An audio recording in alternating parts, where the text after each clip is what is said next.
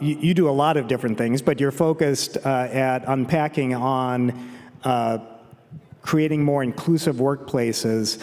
That has become a real priority for so many organizations over the last couple of years. How do you think about that as a cultural enabler, as a cultural goal, and is that measurable?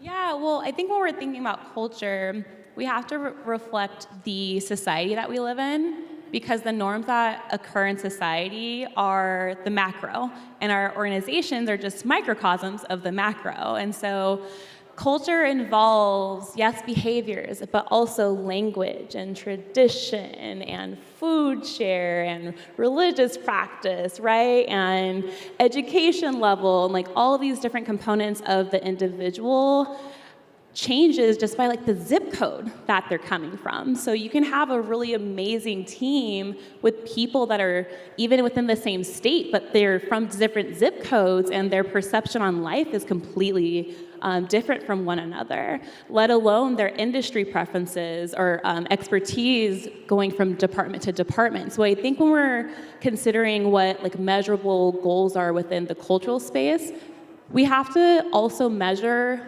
how what we're doing at work is reflective on what's going on in society. So it's not just, hey, like, are you satisfied with how well the DEI practices are, how well your supervisor is implementing X, Y, and Z? We should also be asking, how many times have you called out of work because of harm related to your cultural identity, right?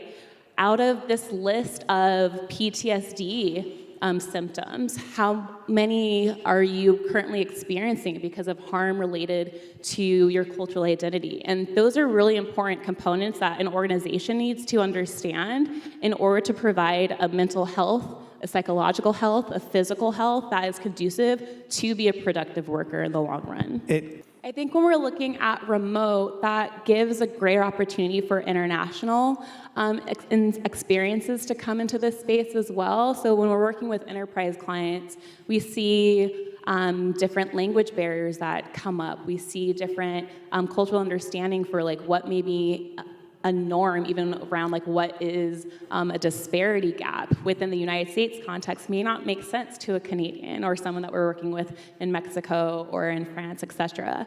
And so I think things around even just having common vocabulary and like language understanding is really important. That's a core learning component of the unpacking modules with our courses.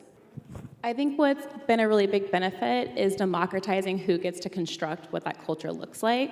And so creating community-centered design and implementing integrations with design thinking has been really impactful within our training processes, so that each person, regardless of like which level of the organization they're in, it could be CEOs and middle managers and interns with the marketing team and the finance team, right, and the operations team, like, you're looking at different expertise levels and different industry expertise as well, collaborating in the construction of what norms will look like and what action plans will look like. And that's really where you get innovation, right? It's not just thinking about the diversity that comes from the identity from like our demographic data, but also like, right, like our race, our religion, our language, our education level, et cetera, but also what's diversity look like just by expanding across different departments in your organization and not expecting everyone from lower levels within the organization to just follow what upper management has told them to do and to adopt, but actually giving them an opportunity to have a voice and to co-construct what the norms within the organization will look like. Is that threatening to the organizations, or are you seeing a lot of adoption of that? I love that. Thank you for asking that question. It's a really important question, because I've heard people that haven't gone through my trainings have like some weariness about that. And what I've seen in the actual programming is CEOs, COOs, people that are heads of HR departments or DEI departments say like, wow, like I never would have had this conversation with this person, or I wouldn't. And when you think about too, if we look at an organization structure, the demographic that's more likely to be in leadership positions will be more likely to be white and more likely to be male.